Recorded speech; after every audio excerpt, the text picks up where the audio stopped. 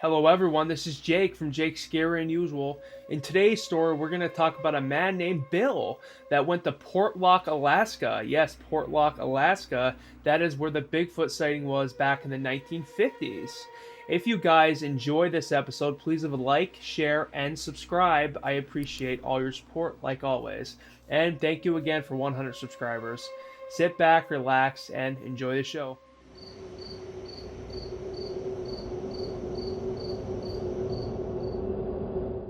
When Bill was traveling to Portlock, he had a really hard time. He had to take some buses, an airplane, just getting to this area, getting to this island. And, then he had to take a boat to actually get to this region because of the time of year it was in. It was really strange, the whole atmosphere of this place, with all the pine trees and just how desolate everything is. So he actually goes and camps at Portlock. This guy is pretty experienced in the wilderness. He's been everywhere. So Bill's setting up his camp. He's setting up a little tent, a little fire, and everything. And he's looking off into the distance. It's getting to be a little darker at this time of day. And he's looking way off, and he sees something moving in the trees. And he's like, oh, it's nothing. There's nothing there. It's just maybe an animal or something. He keeps looking at it. He actually goes into his bag and pulls out a pair of binoculars. He gets the binoculars, he puts them up to his eyes, and he's looking off. And it's really strange what he sees, because you're like, oh yeah, it's probably just a moose or something, considering the certain type of wildlife in this area, in this part of Alaska. So he's looking at this thing and he can't really make out what it is. You think he'd be able to make it out with the binoculars, and he's looking at it, he's like, He's like, is this a dog? Or is this a creature? What is this? I've never seen this before. He actually never heard of Bigfoot before, which is really strange considering someone that's been in the wilderness so much. But he wasn't really a social guy. He didn't really go on the internet much. This was actually back in the 90s when Bill went. And he never really cared to socialize with a lot of people. He kind of just read these old survival books and, learned stuff from his family. He never really looked into like different types of creatures and stuff because he never really seen anything when he went on these different adventures. He just heard that Portlock was really cool, and he heard that there might be some things out there, but he doesn't know what a Bigfoot looked like or anything like that. So for him, it's just like, oh, it's maybe just another animal that I haven't discovered. So he goes along getting his camp set up for the night, and he gets a fire going and stuff, and it's getting really cold at this point. It's just that time of year where, obviously, anyway, Alaska's cold, but especially this time of year, it was just really frigid. And he's getting everything set up, and he gets his food going and his drinks. He was getting snuggled into his tent too. He's kind of like, the way he has everything set up is really nice because it's like the wind is blowing a certain type of way right now where it's not towards him. But he sees this old shack in the distance, and he's been looking at it all day, since he's arrived. He's like, I'm going to go over to the shack. I want to see what's in the shack. So he grabs his flashlight, he's like, I'm going to get the blood pumping a little bit. He gets his hand warmers, and, he puts them in his feet as well, make sure his body stays warm. And he's going over to the shack, and he's looking in there, and he sees glowing red eyes. And it's really, really, really spooky because he's like, okay, I'm the only one out here. I don't know of many things that have glowing red eyes. And it made this really gnarly sound. And he's like, okay, I need to back away from this thing. So he actually starts hustling back to his tent. And he has his fire going. The weirdest thing is, though, is the fire wasn't going as good as it was before. And you would assume, oh, well, it's only because I was away for a few minutes. It was dying down a little. But that wasn't the case. There was water splashed all over the place. And his canteen was actually busted open. It was ripped in half. It was one of those military plastic canteens. He just liked carrying it around. It was always something he enjoyed to carry around with him. But it was all busted open and all over the place. And he's like, how could have this happened? I'm the only one here, and I didn't hear any animals over here. And he really got spooked out when he picked up the canteen and looked at it. And he could see it was ripped right in half. So, when something rips in half, you can usually tell it's teared. Well, it was the same way with this canteen. This was one of the hard plastic ones. It wasn't like a metal one or anything. It'd be too cold. And it just was so weird. It was really eerie at that point because he got the chills down his back. Bill was not feeling good at this time. And he looks back over the shack and he shines the flashlight inside of it again. He sees no glowing red eyes. And he looks over to his right and you can see this thing across the water because at this point he's on the edge. He's on the edge of the Portlock. And he sees glowing red eyes over there. Not one set, but two sets of glowing red eyes. And Bill's at this point is like, okay, what am I going to do? This is not great. I don't want to be in this situation. I have to deal with this. Whatever this creature is, it's clearly not friendly. And it's messing with me. Like, what is it trying to say to me? Is it telling me to leave? I don't really know at this point.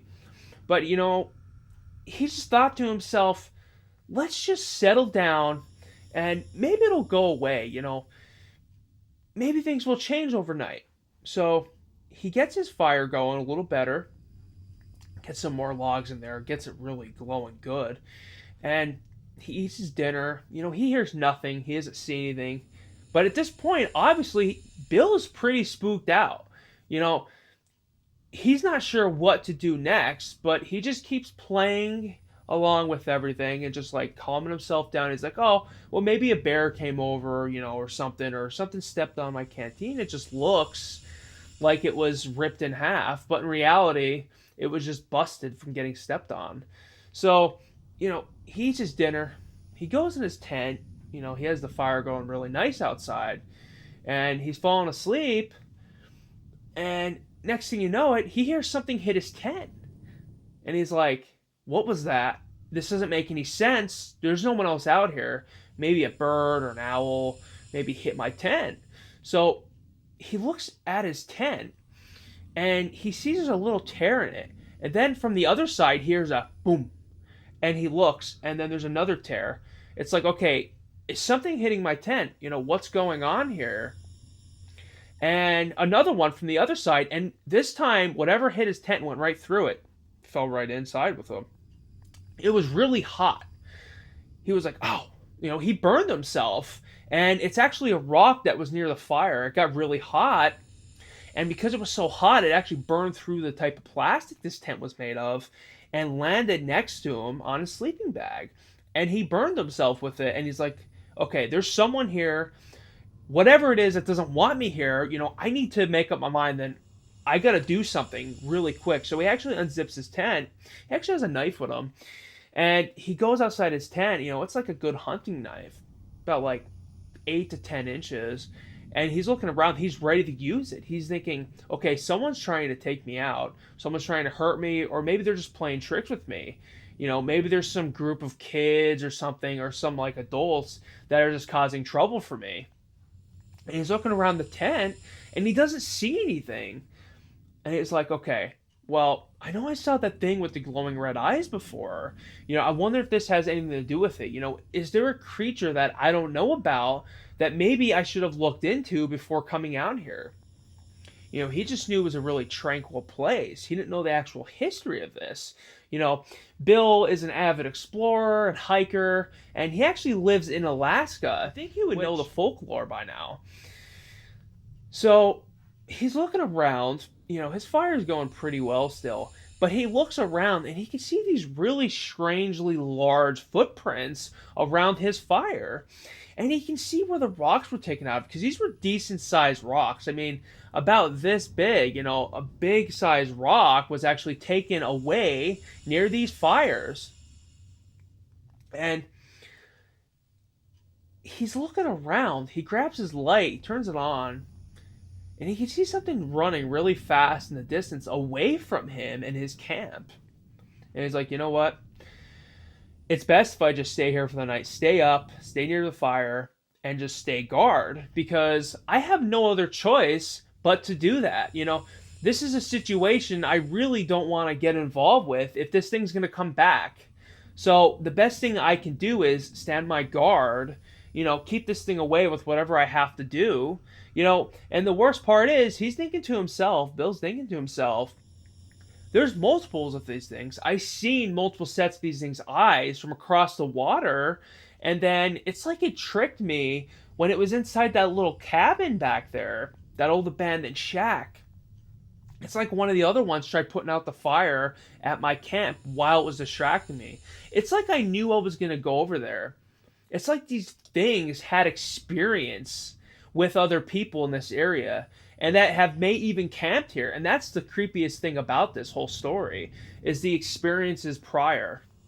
So Bill's looking around and he's like, okay, I don't see anything again. Let's sit back down. I got a little log here. I'm gonna stay warm next to the fire all night, and I'll pack up in the morning and head out of here. Because Bill's actually original plan was to stay there for the whole weekend. He was here on the weekend, and he just obviously couldn't do that now. So, hours go by. He doesn't hear anything. He's falling asleep on the log. He has a big like comforter thing around him at this point. Rolls up real small though, so he's able to take it on these types of hikes with him and different types of adventures like this. So the morning comes around and he's like exhausted at this point. He got no sleep. His adrenaline was pumping before. He's exhausted. He doesn't know really what to do with himself. He's like, maybe I can just take a nap. But he hears a crack in the distance over this little mountain behind him. He's like, you know what? I'm not taking any risk. I'm packing up and I'm getting out of here. So Bill packs up his tent. He gets everything settled. He makes sure the fire's out. And he's getting ready to go. And he looks back at that shack about 1/8 of a mile away behind him where his camp was. And he hears something rustling in there. And he hears a loud bang because there's some metal in there. He saw it last night. And he sees this thing jump out of the back and goes flying into the forest, these pines behind the shack. And he's like, okay, I'm not trying to investigate this, but I'm curious. And unfortunately, I do have to go this way. This is the most efficient way out of here so I can get back out of this area. Because his boat was actually on the other side of the island, he was actually next to. So he's going down that way. He's following this path. In Portlock, there's a lot of weird things. It's a really old town from the 50s. And they abandoned it because this Bigfoot monster. Was it Bigfoot that he saw? We don't know, but we're continually discovering and finding out as the story goes on what this thing actually might be. So Bill's going down further this trail, and he's looking off to the left. He's going, and he sees like all these rocks in a weird formation right in front of him, and it makes a circle. And they're all different sized rocks, but it didn't make much sense to Bill. He couldn't really make out what it is, but he goes up to it and he looks in front of him and he sees this hairy creature about a 1/4 mile away up this trail. And mind you, this area is very flat. It kind of curves a little bit. His boat's up there. And the worst part is about this whole thing is what it looked like. It was like 8-9 feet tall. It was this hairy, like ape-looking creature. He never seen it before, and it was just staring at him. You should have seen its eyes. Very intimidating. Something very dark behind this thing. And it seemed very intelligent in the way it moved and acted. And Bill was just terrified. But he's like, you know what? I have to keep moving, and every other time I've seen these things, they ran away from me. So he continues moving past this weird circle of rocks, and he keeps going. And he gets to his boat, thankfully, but things he rows with are gone. And he's like, okay, where are my rows?